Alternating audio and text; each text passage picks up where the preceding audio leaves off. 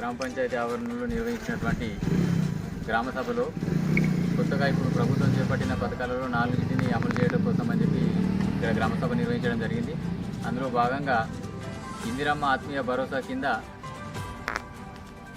భూమి లేని వారిని ఎంపిక చేసేందుకోసం అని చెప్పి నిర్ణయం తీసుకొని దాన్ని ఏ విధంగా అంటే జాబ్ కార్డు ద్వారా గ్రామంలోని జాబ్ కార్డు గ్రామీణ ఉపాధి హామీ జాబ్ కార్డు ద్వారా ఈ 2023-24 సంవత్సరం కానీ పనిదినాలను ఎంపిక చేసుకొని ఎవరినైతే ఎంపిక చేసారో దానివల్ల చాలామంది మా దగ్గర ఇక్కడ ఉన్నటువంటి భూమి లేని నిరుపేదలు నష్టపోవడం జరుగుతుంది. ఎందుకంటే వాళ్ళు కొంతమందికి ఇక్కడ పనులు ఎక్కువ లేకపోవడం వల్ల దాని నుంచి మీకు ఇక్కడ డబ్బులు సరిపోలేక బయట హైదరాబాద్లో అక్కడక్కడ వేరే దగ్గరలో బతకడానికి అని చెప్పి ప్రతి కోసం వెళ్ళిన వాళ్ళు ఉన్న కుటుంబాలు ఉన్నాయి ఇక్కడ. అయితే వారికి ఏమవుతుంది 2023-24 సంవత్సరంలో పని చేయలేదు.